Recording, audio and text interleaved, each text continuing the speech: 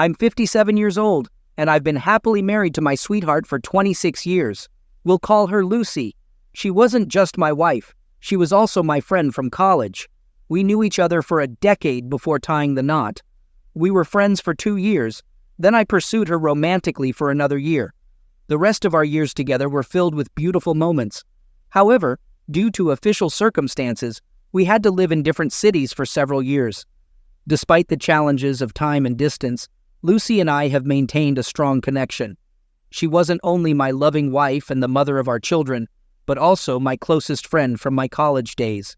She understood me like no one else, which is why her betrayal shook me to my core. Just last week, we attended our college's alumni meeting, an annual event dedicated to our graduation 35 years ago. It's a big event with famous singers and celebrities performing, eagerly anticipated by all alumni. This year, our group had the chance to reunite and see how our classmates had changed. Lucy and I were particularly excited because we were one of the few couples who found love in college and stayed together all these years. When we walked into the event, we were bursting with pride, ready to showcase our strong relationship. Little did I know that this excitement would lead me down the wrong path. We relished reuniting with our dear friends after many years apart. The atmosphere was lively and filled with laughter. We were savoring what felt like the height of happiness. But our joy was interrupted by the arrival of a familiar face. Let's call him Rick, a classmate who had always deeply admired Lucy. During her college years, Lucy attracted the attention of many with her intelligence and charm, and I wasn't the only one taken with her. However, Rick stood out because his pursuit of her was marked by a sincerity that went beyond simple flirting. Despite Lucy's lack of interest, Rick was determined to win her over and wasn't willing to give up. He persistently pursued her throughout his college years.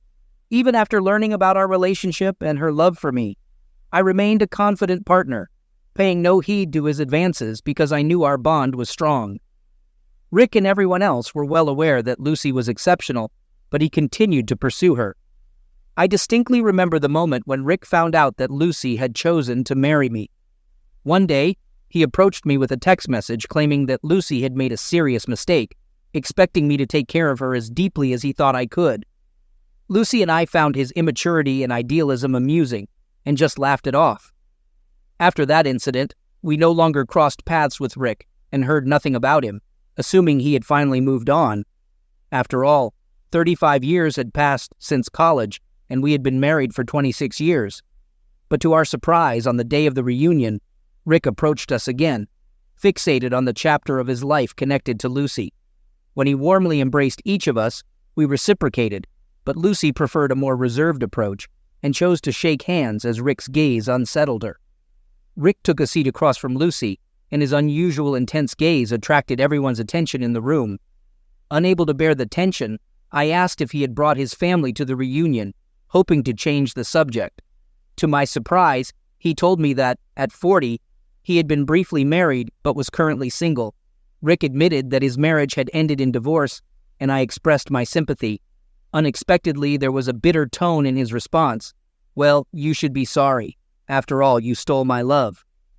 This ridiculous statement was accompanied by hysterical laughter. In my younger days, such provocations might have led to a physical confrontation, but now, as we approach 60, such trivial matters don't hold much weight. Rick's lack of intimidation allowed him to brush off his comments. Rick was the type of guy who wouldn't be chosen for a sports team, a brash talker whose jokes fell flat. Although everyone heard his insensitive remark, no one reacted, and a tangible discomfort settled in the air. Trying to defuse the situation, we collectively decided to ignore him. While it was clear that Lucy was particularly affected by his words, her silence spoke volumes. Nancy and I, our close college friend, recognized that Lucy was upset and took her aside. We tried to lift her spirits by advising her not to pay attention to the behavior of someone so obsessed and to enjoy the rest of the evening in peace. Understanding Lucy's tendency to overthink, we comforted her. Wanting to bring back her smile, we tried to help Lucy recover and calm down. Unexpectedly, Rick approached us, apparently eavesdropping on our conversation. To our surprise, he apologized, saying he didn't want to upset Lucy. On the contrary, he wanted to remind her that she still had an admirer, despite the passage of time and its impact on her appearance. I was outraged by his rude words but managed to stay composed, firmly telling him to leave us alone. Rick was genuinely sorry for the trouble, and Lucy firmly asked him to give us some space. But Rick continued to stand his ground, urging Lucy to forgive him so we could enjoy the remaining moments of our final gathering. His words touched my heart, making me realize it was time to let go of the past and move forward.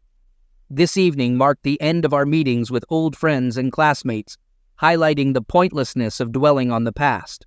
Realizing this, Lucy embraced Rick, urging him to let go of their story and not return to her in the future.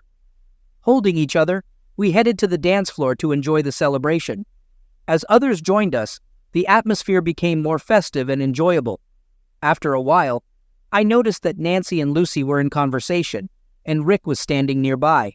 He seemed to be talking animatedly and even dancing in a somewhat silly manner. Despite this, I was relieved that the earlier conflict had been resolved, allowing us to reflect on our shared history in a positive light. Throughout the evening, I kept a close watch on Lucy to see how she was feeling. I couldn't help but notice that Rick was whispering something to her, but I hoped it was nothing to worry about.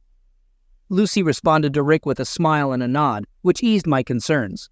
I figured their conversation was probably harmless, because Lucy would have scolded him if it was inappropriate. Feeling more confident, I relaxed and enjoyed socializing with our friends and classmates.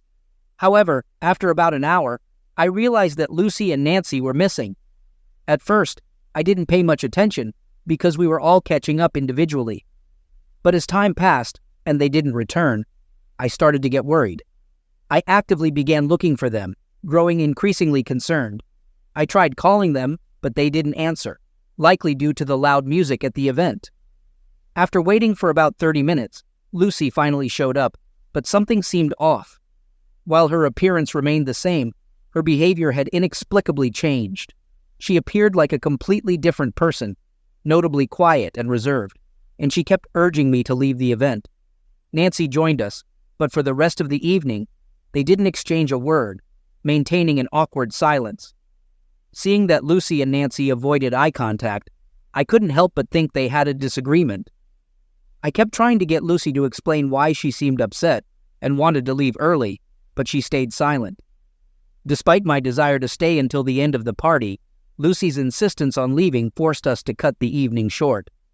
During the long journey home, Lucy stayed silent, and I grew increasingly concerned about her well-being. I asked her repeatedly about her condition, but she just said she was tired and needed rest. I was anxious because Lucy, who's usually full of energy, seemed upset for no apparent reason. Not knowing the cause of her distress, I was very worried.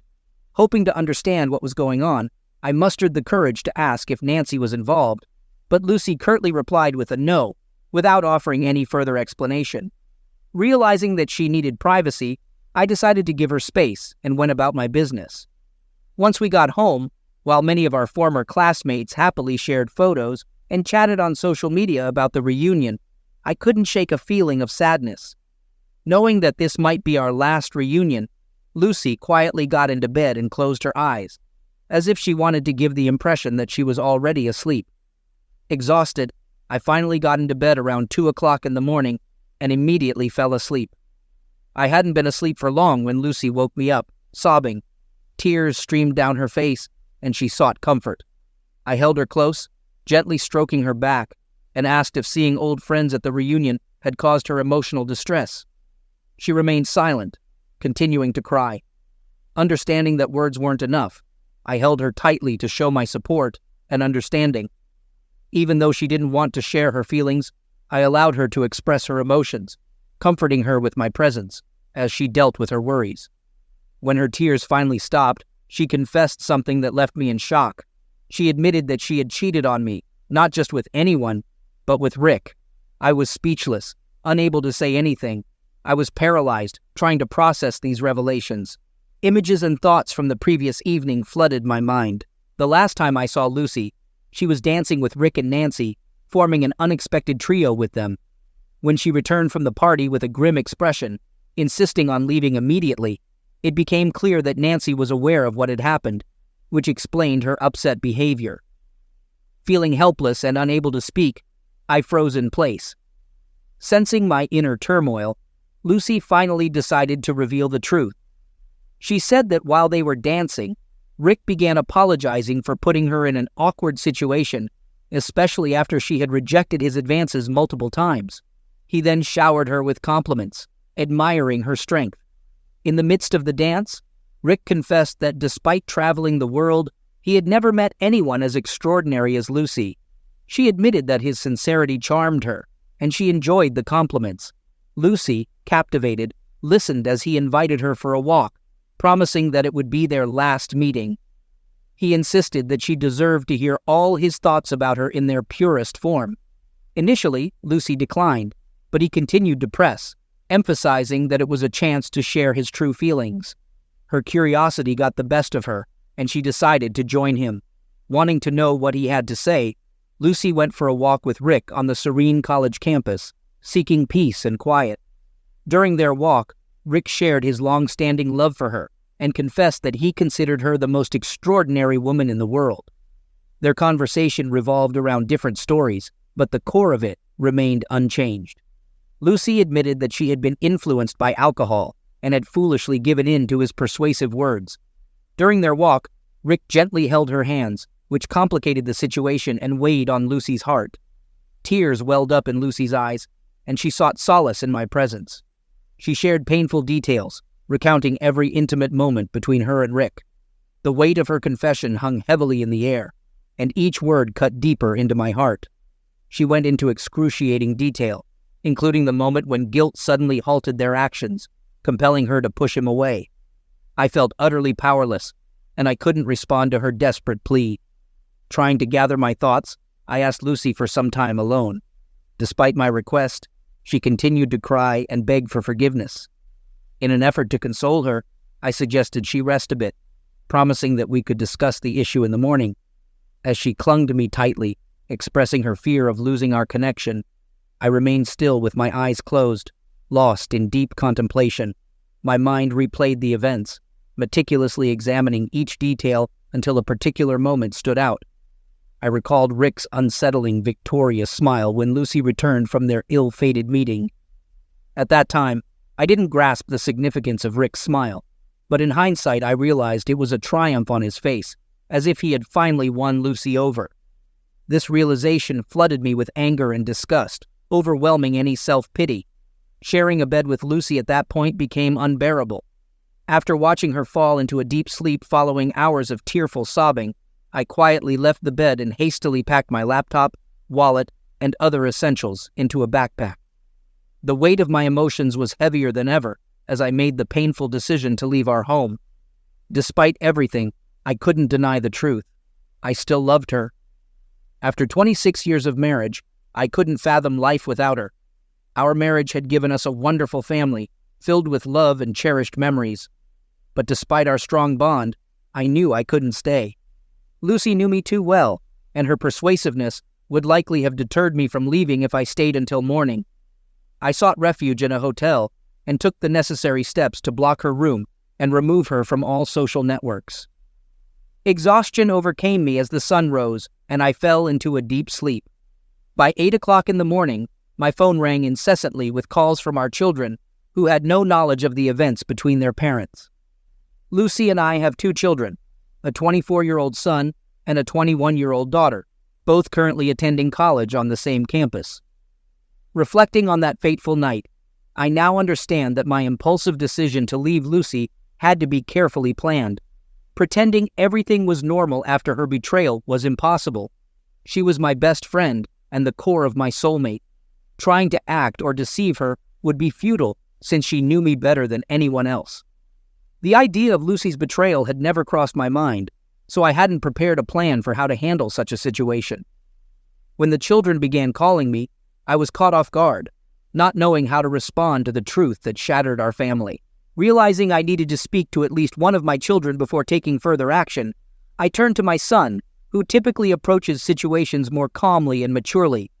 With a heavy heart, I informed him that his mother had cheated on me the previous night with someone from her past, an old lover, admirer, or maybe even a stalker. I explained that I needed time to sort things out and get my bearings. This revelation shocked him to the core. The idea that his own mother could act this way was incomprehensible. This made the situation even more painful. Our family had been known for its strength and love, and we had always been proud of our close bond. Our children, relatives, and friends admired our relationship. Now all of that had been shattered due to Lucy's actions. My son couldn't come to terms with the fact that his mother was capable of such behavior and kept insisting that there must be some misunderstanding between us. Desperate for answers, he kept pressing me for details, trying to understand how and why her betrayal had occurred. Recognizing the emotional toll this was taking on my son, I understood that providing a detailed chronological account would only intensify his pain and possibly hinder his ability to move on. With a heavy heart, I acknowledged the gravity of the situation and expressed my sincere hope that it was all an elaborate joke. Sadly, I had to tell him that his mother had indeed confessed to her infidelity. Although he was 24 years old and had experienced heartbreak before, this betrayal hit him hard. Seeking understanding and trust, I asked him to promise to keep this information confidential until I was ready to share it with others.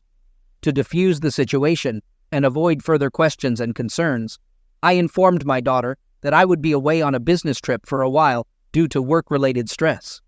As a result, the calls from our children stopped. The situation was as follows.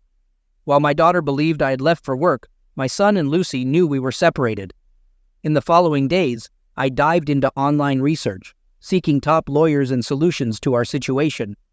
During this time, I stumbled upon a subreddit where men shared their experiences dealing with issues similar to mine.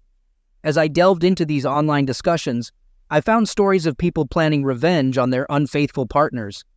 Though I understood their anger, I couldn't fathom seeking revenge on Lucy. Deep down, my love for her remained unchanged. To deny that would be dishonest. But despite this love, I knew we could never be together again. Trust had been shattered beyond repair, and reconciliation seemed impossible. It was painful, but our paths had irreversibly diverged. As I contemplated how to handle this challenging situation, I wasn't sure if I could overcome it. There were numerous matters demanding my attention: work, the well-being of our children, property issues, and more. Tomorrow, I have a crucial meeting with a lawyer who will guide me through the legal aspects. Lucy and I are both management consultants, but in our early 40s, we left our stable jobs. Lucy pursued her passion for writing, while I became a business consultant, primarily working with startups. As a self-employed consultant, I don't have a fixed workplace. This has led me to consider the possibility of Lucy showing up at my workplace. After careful thought, I realized that given my working situation, it might not be easy for Lucy to locate me. Although I occasionally work from home, I also visit clients' offices. Working with multiple clients simultaneously makes it challenging to maintain complete anonymity. Nonetheless, Lucy hasn't managed to track me down. Approaching our 60s made us contemplate retirement. We'd put a lot of effort into planning our future, including saving to buy a beachfront home in the countryside. We aimed to make this purchase next year and had already identified potential properties that matched our desire for a peaceful retirement. Fortunately, we hadn't finalized the purchase of the beach house, and we were still negotiating with property owners. In hindsight, I'm incredibly thankful for this. If we had already bought the property, the situation would have been much more complicated. Just the thought is daunting. Meanwhile, Lucy has been persistent in trying to contact me since I decided to keep my distance. I consulted with a lawyer who advised me to inform our adult children about our separation. He also raised questions about property division, leading me to initially consider splitting it equally between Lucy and me. But upon reflection, I realized I needed to rethink my stance. Instead of seeking revenge by denying Lucy her share of our property, I decided to do the opposite. I believed she deserved her rightful half, as she had contributed as much as I had. However, I acknowledged that she also deserved the separation she sought. Having known Lucy for so long, I understood she'd be willing to give up her part of the property to reconcile and save our family. While the divorce papers were being prepared, I arranged a meeting with our children. I asked my son to discreetly bring my sister to a restaurant without revealing my presence. To my surprise, my daughter's reaction was intense when she saw me. She bombarded me with questions, including whether I had cheated on her mother after disappearing from her life. Seeing her in such distress, my heart sank. But I knew I had to stay calm for the sake of the children and the upcoming revelations. Gradually, I managed to reassure her that I hadn't been involved with anyone else. Then, with caution, I began revealing the truth in pieces. It was clear that my son already knew some of it, but my daughter was hearing the full story for the first time. Neither of them was prepared for what I had to say. My daughter's world crumbled when she learned her mother had cheated on me. For the past 15 days, since I left our home, she had been staying with Lucy. Overwhelmed with emotion, she embraced me tightly and tearfully asked for forgiveness for any ill feelings she had harbored against me. In a vulnerable moment, my children pleaded with me to consider giving our marriage another chance, but I remained firm in my decision to file for divorce. It was incredibly hard to see them cry, but they understood the depth of my pain and the importance of looking out for their own well-being. During this tough time, my children made a sincere commitment to stand by my side. I assured them that the decision to separate was made by me and their mother alone and wouldn't affect our love and support for them. My daughter expressed concern for Lucy's well-being, explaining that she was struggling with eating and sleeping. She mentioned that Lucy had gone from crying spells to restlessness and had been calling me continuously, deeply saddened by my absence and searching for me in my clients' offices. But every client informed her that I hadn't shown up at their offices for the past 2 weeks. Sensing her mother's anxiety, my daughter bravely asked Lucy if something had happened between us that she needed to know about. Lucy responded with silence to her daughter's question, and tears continued to flow incessantly.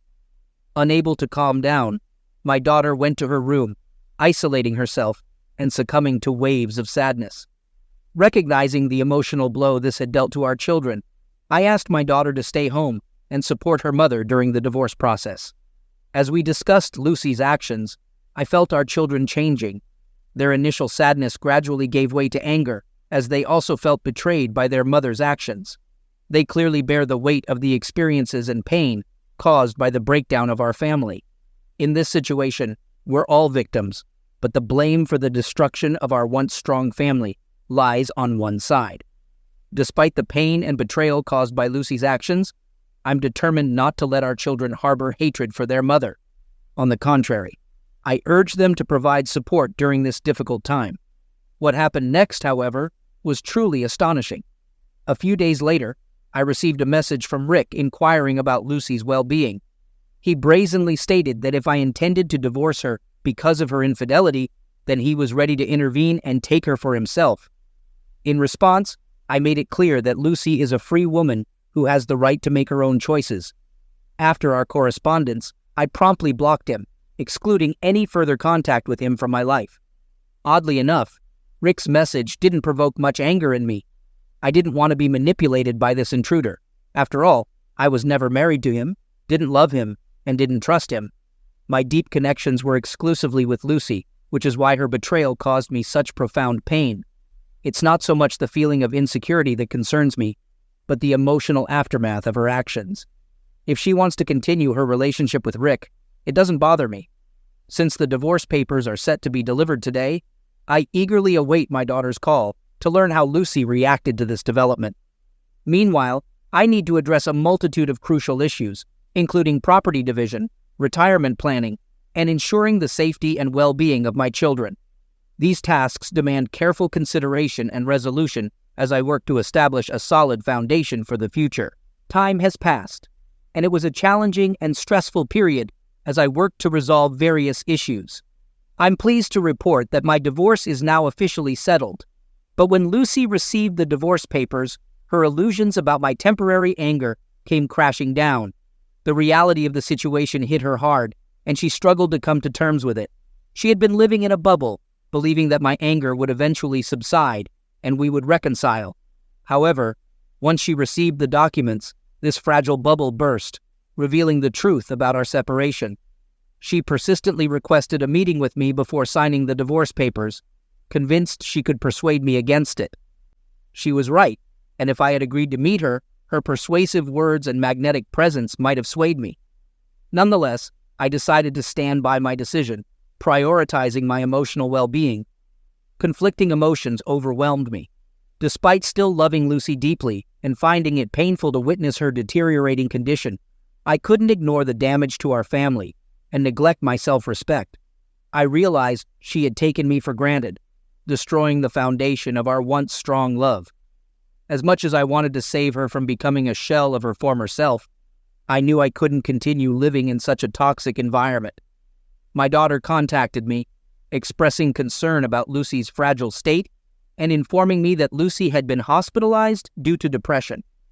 Additionally, the financial burden caused by her actions fell on her shoulders, further reinforcing my confidence that despite the difficulty of watching her suffer, I had made the right decision for myself and our family's well-being. Lucy's refusal to take any medication or supplements to maintain her health worsened her condition, necessitating a switch to a liquid diet. Some might view my actions and apparent indifference to her deteriorating health as those of a ruthless and selfish person. They may question whether I truly loved Lucy. To such conclusions, I respond as follows. Without experiencing the profound pain of betrayal, it's challenging to fully grasp the depth of my suffering and the complexity of my emotions. Describing my love for Lucy as mere adoration would be an understatement. I cherished her, worshipped the ground she walked on, and was her biggest fan and soulmate. Nearly 3 decades together, she wasn't just the love of my life, but also the mother of our children. Rick, in his own way, was right. Finding a woman like Lucy is exceedingly rare, distinguished by intelligence, talent, empathy, and all the qualities one could desire in a partner. I tried to care for her and treat her as such, but her actions toward me showed no reciprocation of love and trust.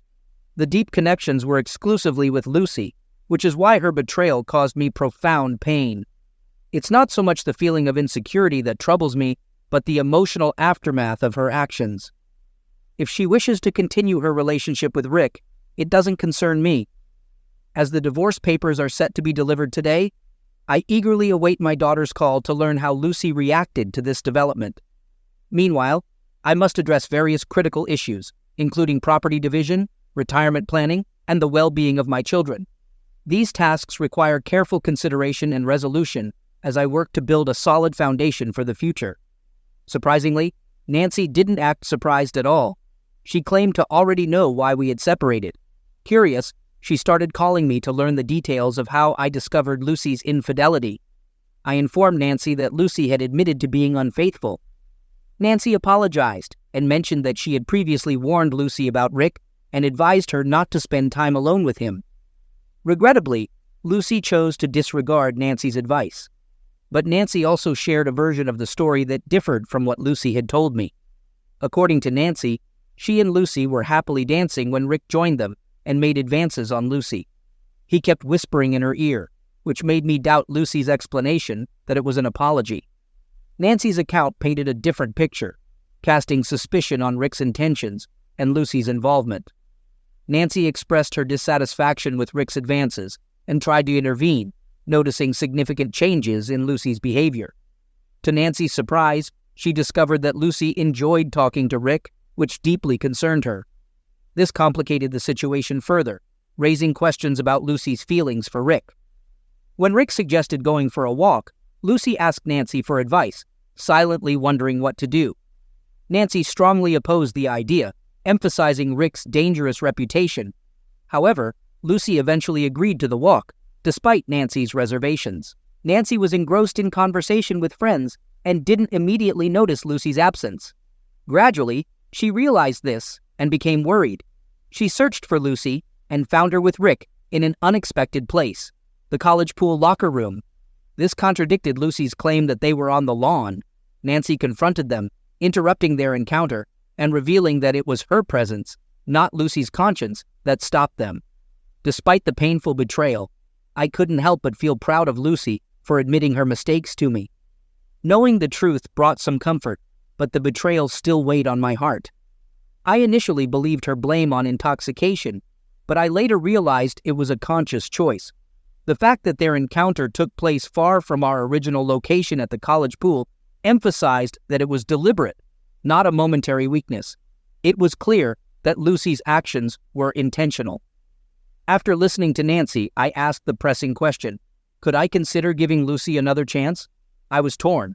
Lucy had confessed, but Nancy's revelation of the differing versions added complexity. Lucy's deception left me in emotional shock. Meanwhile, my children shared concerning news about Lucy's deteriorating mental state. She fell into deep depression and was on the brink of self-harm. Learning of her condition, I turned to Nancy for support and advice. I explained the previous phone conversation to Nancy, where Lucy told me a different story. I asked Nancy to visit Lucy and have an honest conversation. It was evident that Lucy held a painful secret. I urged Nancy to inform Lucy that I now knew the whole truth and had decided not to forgive or rebuild our relationship. I suspected that Lucy was intentionally harming herself, so her well-being became my top concern. Lucy hoped for reconciliation, but Nancy visited as I requested and updated me. Lucy was on the path to recovery from her emotional struggles, and she had signed the divorce papers, which brought some relief. In light of recent events, I found motivation to wrap up my work commitments. Instead of settling down as planned, I felt compelled to choose a different path. I decided to embark on a solo journey, seeking new experiences and freeing myself from obligations. The prospect of escaping the restrictions of a permanent residence brought me joy and promised an improved mental state. I acknowledge that I may not be handling the situation perfectly, but I'm doing my best in these unpredictable times. I can only hope for the best in overcoming this challenging period. A year has gone by, and I want to update you on some developments. During this time, it felt like time passed slowly for me. After leaving our house, I stayed in a hotel for a few months and then rented an apartment while our divorce proceeded as planned. I continued to work, but I switched to clients that allowed me to work from home full-time. This change offered more flexibility and helped me adapt to my new life. Concerning our property division, Lucy received 50% of the money we had saved for our retirement home. Though it was tough to part with that money, I understood the importance of a fair split during our divorce. To ensure a fair distribution of the remaining 50%, which is rightfully mine, I decided to share it between my two children. They are old enough and independent, so having access to these funds can be useful for them. As for Lucy, she's still undergoing therapy to deal with her emotional issues. Nancy stays in touch with her and occasionally asks about my well-being. During a conversation with Nancy, she shared unexpected information about Lucy. It's crucial to handle this info cautiously, as Nancy still supports Lucy. Nevertheless, I'm willing to hear her perspective. It turns out that, despite what I thought, there are reasons to be skeptical about how well I know Lucy.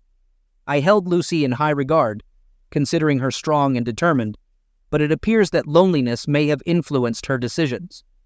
According to what I learned, Lucy began communicating with Rick, and he reciprocated her feelings. Their relationship appeared to be flourishing until he found out about our impending divorce. Once Rick learned about the divorce, his behavior took an unexpected turn. He distanced himself from Lucy, leaving her confused and heartbroken. Despite her efforts to remind him of his previous expressions of love, he claimed his intentions were only for a casual encounter. He admitted he didn't want a long-term emotional relationship or marriage due to her strong-willed nature. This revelation left Lucy feeling betrayed and shattered her image of Rick's intentions. Their relationship seemed built on fleeting desires and empty promises rather than genuine affection and commitment. It's difficult to fathom that Lucy begged Rick for a relationship, especially given his reputation for insincerity. Rick's true intentions were exposed when he revealed his desire for only a physical relationship, disregarding Lucy's need for emotional support. He also mentioned having a roommate with whom he was content. All his apparent love and admiration turned out to be a facade, which left Lucy feeling deceived and insulted. In a cruel final statement, Rick arrogantly claimed to have achieved his goals, even boasting about outsmarting Lucy. This revelation deeply unsettled Lucy, making her realize she had fallen for his lies and manipulations. A couple of weeks ago, I received an update on Lucy. My daughter had been living with her to provide companionship and support during her battle with depression since I left our home. However, after a year, my daughter reached her limit. Lucy's behavioral changes had become unbearable. Once emotionally strong, Lucy had transformed into a person filled with self-doubt and a constant need for attention. She had become unpredictable and unstable, displaying hysterical tendencies that strained others. Despite my daughter's best efforts, living with Lucy had become impossible. This was a stark contrast to the Lucy we once knew, highlighting the devastating impact of her actions and emotional experiences on her well-being. Lucy's mental state deteriorated, leading to delirium and confusion. She had turned into a controlling and possessive mother, frequently bombarding my children with phone calls if they didn't answer immediately. Whenever my daughter tried to address Lucy's stubborn behavior, Lucy became distressed and expressed her fear of losing them. She had been deeply terrified by my departure, and my children assured her that they wouldn't abandon her. They did everything in their power to help her with her depression, but if her controlling tendencies persisted, they might need to reconsider their stance. Lucy often engaged in intense arguments with her children, accusing them of not supporting her during the most challenging moments of her life. This behavior was unfamiliar to us. The children were shocked by Lucy's unusual conduct. Ultimately, they had a heated argument with her, making it clear that her actions had disrupted everyone's lives. Our once caring, reliable, and joyful family had become fragmented and distorted. It was hard for Lucy to accept that her own children held her responsible for these events. 2 weeks ago, my daughter decided to leave home. She informed me that she had done everything possible to help Lucy, but couldn't put her own life on hold to care for her. I believe my daughter's decision was reasonable. It's crucial for her to move forward, just as it's essential for Lucy to take responsibility for her life.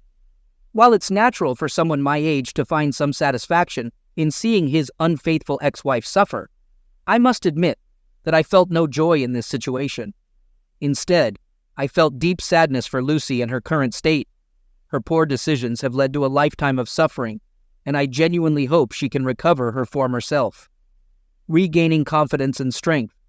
Over the past year, I've traveled to 4 different countries.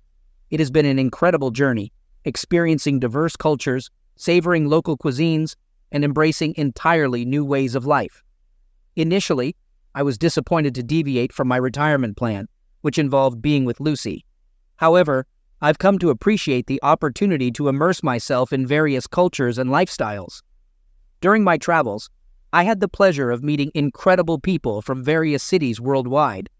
Currently, I'm not involved in any romantic relationship, nor am I actively seeking one. I'm open to whatever the future might bring. To be honest, the last 2.5 years haven't seen any major events, except for my extensive travels to over a dozen countries and rekindling my passion for painting. In the past month, I had the opportunity to reunite with Lucy after a 4-year gap. The reason for this unexpected encounter was my son's upcoming wedding. He found his life partner, and 2 months before the wedding, he wished for Lucy and me to meet the girl's parents.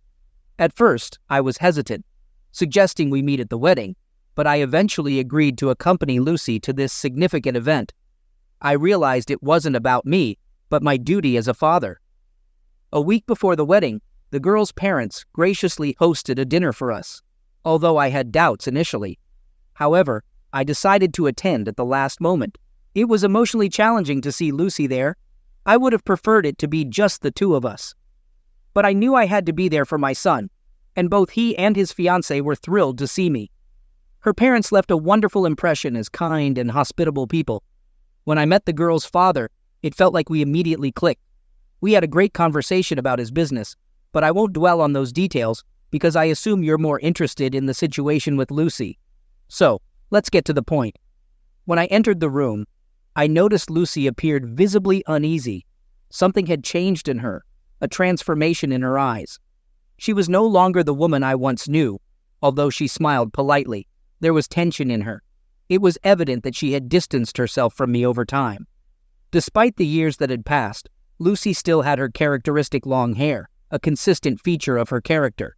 But I couldn't help but notice that these 4 years seemed to have taken a toll on her more than I expected. As we sat at the table, it turned out that my son hadn't disclosed the nature of our past relationship to the girl's parents. This would be the first meeting for both sets of parents. While this detail interested me, I didn't anticipate any issues arising from it. Initially, Lucy was quiet in the company of others, but when she found a moment to speak to me alone, she commented on my appearance, noting that I looked healthier and more energetic. I agreed and mentioned that I had intentionally removed all toxic elements from my life.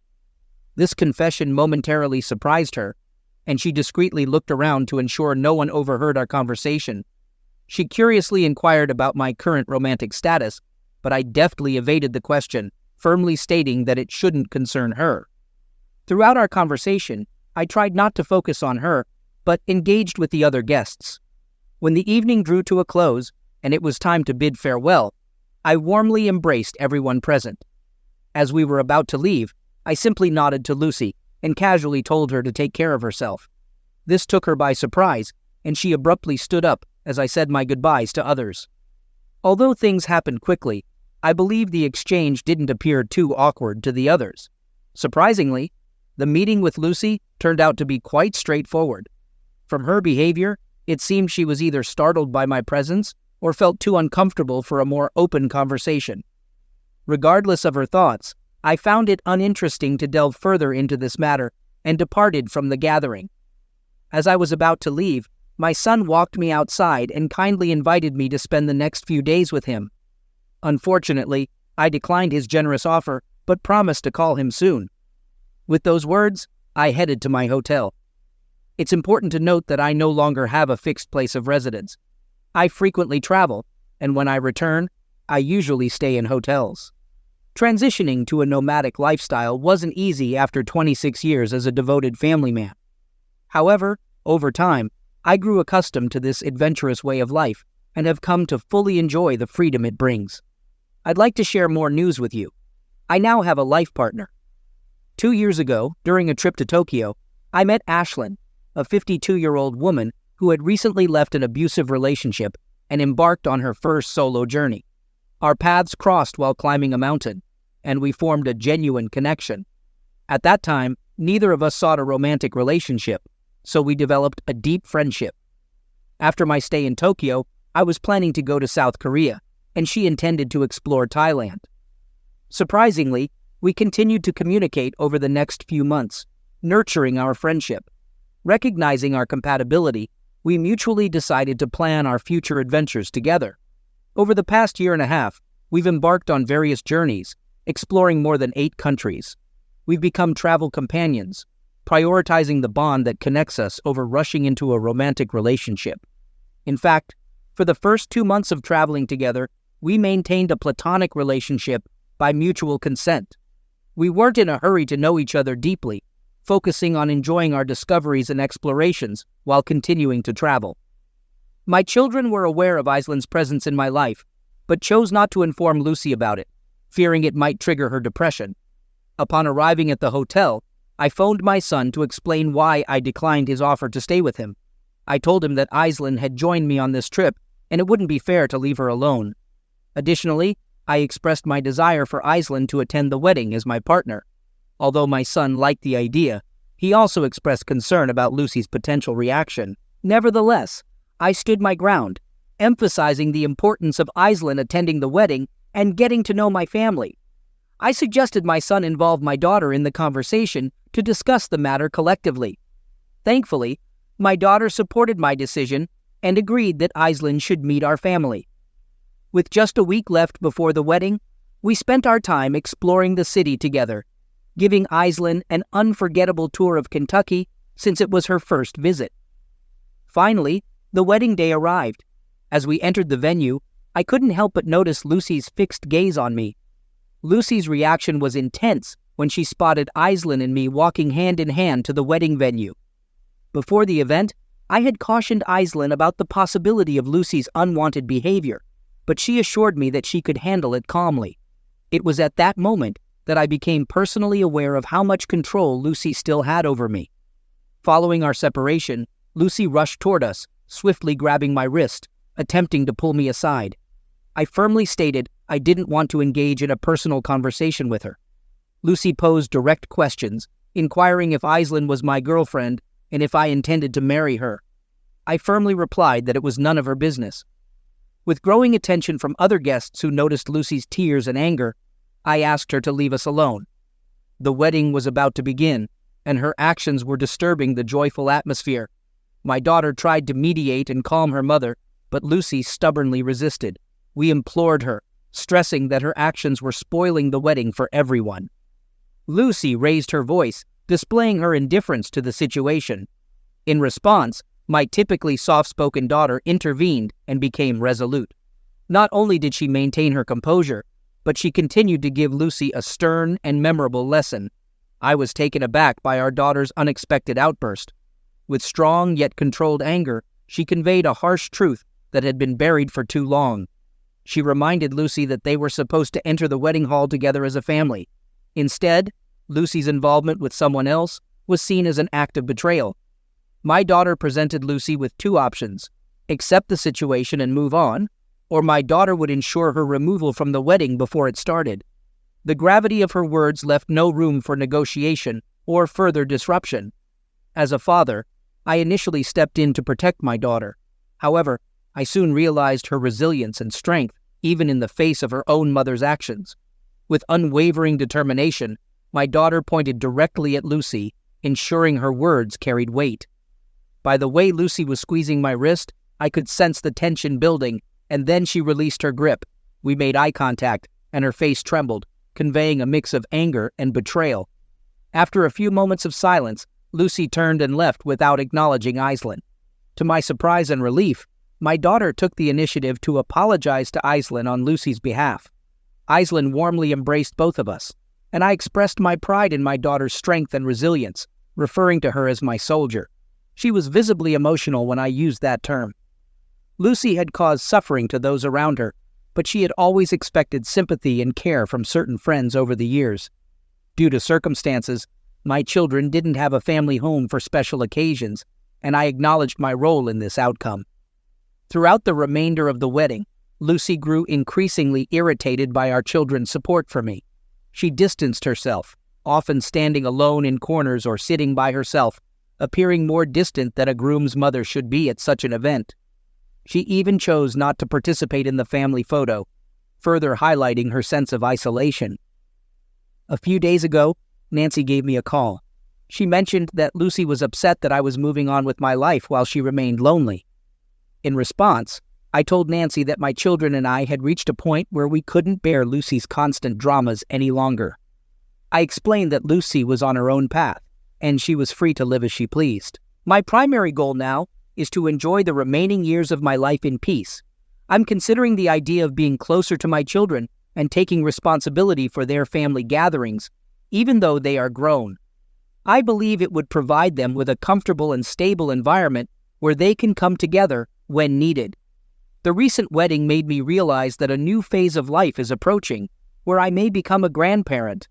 I don't feel the need to inform Lucy about this, and I'm content with that decision. When the time comes, I'll see if Aislinn wants to join me on this journey. Nancy also informed me that Lucy is in a bad condition, behaving inappropriately and experiencing panic attacks. I asked Nancy to stay with Lucy, offer her support, and promise to reach out to my daughter to help. Since my daughter was away, Nancy couldn't stay with Lucy for an extended period, and she was left alone in the house in such a terrible state. Before the next day arrived, my children and I received devastating news. In a state of mental breakdown, Lucy ran onto the road and was struck by a motorcyclist who couldn't react in time to avoid the collision. Lucy, the love of my life and the mother of my children, passed away instantly. It's really difficult for me to talk about it. Her body was terribly injured, resembling a disassembled doll. While I might blame myself for insisting on bringing my new partner to my son's wedding, we couldn't have continued to endure Lucy's manipulations for the rest of our lives. It all began with her betrayal, and no one is at fault for the path she chose.